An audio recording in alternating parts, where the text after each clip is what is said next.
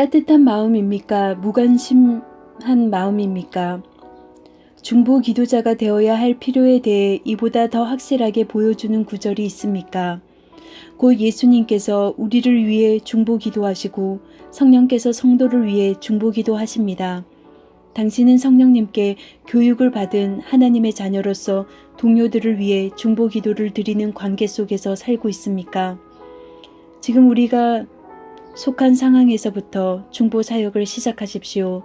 가정, 사업, 나라, 지금 우리와 다른 사람들에게 영향을 미치는 현재의 위기 상황 등이 당신을 짓누르고 있습니까? 이러한 것들이 우리를 주님의 존전에서 밀어내고 그분을 경배할 시간이 없게 만듭니까?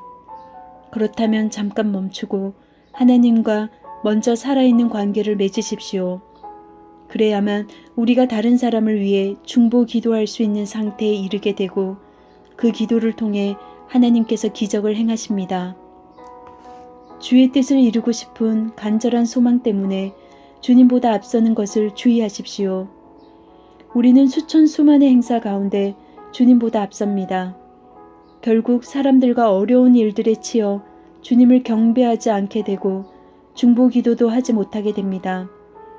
만일 여러 짐들과 압박에 눌려 하나님을 경배하지 못하게 되면 서서히 우리 마음은 하나님을 향해 강팍해질 뿐만 아니라 우리 영혼은 좌절합니다.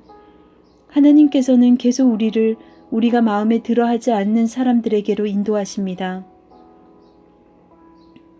이때 우리 마음이 하나님을 경배하는 상태가 아니라면 우리가 그들에게 행하는 가장 자연스러운 행위는 그들을 차갑게 대하는 것입니다. 한두 마디 뼈아픈 성경 구절을 던져주거나 틀에 박힌 신앙 상담을 하고 차갑게 떠납니다. 따스함이 없는 그리스도인은 분명 주님께 커다란 아픔일 것입니다. 중보하시는 주님과 성령의 마음에 일치되어 있습니까? 최상의 영광. 바울이 시력을 다시 회복했을 때 그는 영적으로 예수 그리스도의 위격에 대한 통찰력을 얻게 되었습니다. 이후로 그의 여생과 가르침은 오직 예수 그리스도만 증거하는 것이었습니다. 내가 너희 중에서 예수 그리스도와 그가 십자가에 못 박히신 것 외에는 아무것도 알지 아니하기로 작정하였음이라. 오직 주 예수 그리스도의 얼굴 외에 그 어떤 것도 바울의 마음과 영혼을 휘어잡을 수 없었습니다. 우리는 예수 그리스도를 보았을 때 계시된 주님의 그 모습에 이를 수 있도록 삶 가운데 흠없는 성품을 유지하는 법을 배워야 합니다. 영적인 사람이 항상 지니고 있는 특징은 주 예수 그리스도를 잘 깨달은 후에 다른 사람에게도 하나님의 목적이신 그리스도를 알려주려고 한다는 점입니다. 따라서 그 인생의 단 한 가지 집중된 열정은 예수 그리스도입니다. 당신이 어떤 사람에게서 이러한 특징을 보았다면 당신은 그 사람이 하나님의 마음에 합한 사람이라고 느낄 것입니다. 예수 그리스도만 바라보려는 당신의 통찰력을 왜곡시키려는 그 어떤 것도 결코 허락하지 마십시오. 바로 이 점이 당신이 영적인가 아닌가를 시험하는 기준입니다. 영적이지 않는 모습은 우리가 다른 뭔가의 매력을 느끼기 시작하는 것입니다. 내 눈이 주를 뵌 이후로 다른 모든 것을 보지 않게 되었다네. 십자가에 달리신 주를 뵐 때에 나의 영혼을 사로잡으시네. 너도 알았더라면. 예수님께서는 승리의 기세로 예루살렘에 입성하셨습니다. 성은 예수님으로 인해 술렁거렸습니다. 그곳에는 이상한 우상, 곧 바리새인들의 교만이 있었습니다. 바리새파는 매우 종교적이었고 인간의 눈으로 볼 때 아주 의로웠습니다. 그러나 회칠한 무덤이었습니다. 최근의 나의 삶에서 나의 눈을 막고 흐리게 하는 것은 무엇입니까? 내 안에 이상한 우상이 있는 것은 아닙니까? 우상은 멀리하고 싶은 끔찍한 괴물이 아니라 오히려 내 안에서 나를 휘어잡는 성향입니다. 여러 번 하나님께서는 나로 이 우상을 대면하게 하셨습니다. 그때 나는 그 우상을 버려야 한다고 생각했지만 그렇게 하지 않았습니다. 우상으로 인한 위기에서 간신히 벗어났지만 여전히 나 자신은 그 우상에게 빠져 있다는 것을 발견하였습니다. 마음의 거리낌이 전혀 없는 그 뭔가에 눈이 멀어 있습니까? 정말로 끔찍한 것은 하나님의 영이 우리에게 아무 방해 없이 찾아오시는 장소에서도 우상에 빠질 수 있다는 사실입니다. 이러한 상태는 하나님께서 보시기에 더 큰 죄를 쌓는 것입니다. 너도 알았더라면. 하나님은 그리스도 예수의 눈물을 가지고 우리 마음속에 직접 말씀하십니다. 이 말씀은 죄에 대한 책임을 묻는 것입니다. 우리의 눈이 가려진 것에 대해 하나님께서 책임을 물으십니다. 지금 그것들은 내 눈에 감추어졌느니라. 왜냐하면 그 죄성이 끝까지 버티고 있었기 때문입니다. 그랬더라면 하는 후에는 얼마나 끝없이 슬픈 것입니까? 하나님께서는 이미 닫힌 문은 다시 열지 않으십니다. 그러나 주님은 다른 문을 여십니다.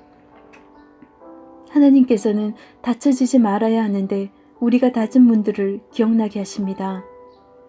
더러움에 양보하지 말았어야 할 귀한 생각들을 떠오르게 하십니다.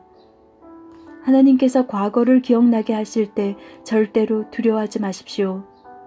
기억이 자연스럽게 그 역할을 하도록 내버려 두십시오. 기억은 꾸짖음과 징계와 슬픔을 사용해 하나님의 수종을 듭니다. 하나님께서는 그랬더라면 하는 과거의 아픈 기억을 통해 멋진 미래를 펼쳐주십니다. 축복보다 하나님을 바라십시오. 예수께서는 제자들을 꾸짖으시는 것이 아닙니다. 그들의 믿음은 진실했지만 흔들리고 있었습니다. 그래서 현실적인 상황에서 역사하지 않았습니다. 예수님은 자기의 유익을 구하는 마음이 없었지만 제자들은 자신의 유익을 구하여 뿔뿔이 흩어졌습니다. 우리가 거룩해짐으로써 하나님과 온전히 관계를 맺었다면 우리의 믿음은 현실 속에서 역사해야 합니다. 우리는 사역을 위한 것이 아니라 내면의 절망을 향해 흩어지게 될 것입니다. 그리고 소위 하나님의 축복에 대한 내면의 죽음을 겪게 될 것입니다. 당신은 이러한 일들에 대해 준비가 되었습니까? 이러한 일은 우리가 선택해서 발생하는 것이 아니라 하나님께서 우리의 상황을 간섭하셔서 우리로 그 자리에 있게 만드시는 것입니다. 이 경험을 통과할 때까지 우리의 믿음은 감정과 축복에 의해 지탱될 뿐입니다. 그러나 그 자리에 한 번이라도 가게 되면 우리는 하나님께서 우리를 어디에 두시고 우리의 내적 황폐함이 어떠하든 모든 것이 주 안에서 잘 되었다고 찬송할 수 있게 됩니다. 이것이 바로 현실 속에서 역사하는 믿음입니다. 나를 혼자 둘 때가 오나니 하나님의 섭리에 의해 흩어질 주님을 홀로 두고 떠난 것은 아닙니까? 우리의 상황에서 하나님을 보지 못하고 있습니까? 삶의 어둠은 하나님의 주권에 의해 임하게 됩니다. 당신은 하나님께서 당신에게 원하시는 대로 뭐든 하시도록 허락할 준비가 되어 있습니까? 눈에 띄는 축복으로부터 멀어질 것에 대해서도 준비가 되었습니까? 예수님께서 주가 되실 때까지 우리 모두 자신의 유익을 구하게 되어 있습니다. 우리의 믿음은 진실한 것이지만 아직 흔들림 없는 영구한 믿음은 아닙니다. 하나님은 절대 서두르는 일이 없으십니다. 만일 우리가 기다리면 하나님께서는 우리가 하나님보다 그분이 주실 축복에만 관심이 있다는 사실을 지적하실 것입니다. 하나님의 축복에 이끌리는 믿음은 아주 기초 상태에 있는 신앙입니다. 담대하라, 내가 세상을 이겼노라. 우리에게 필요한 것은 영적인 용기입니다.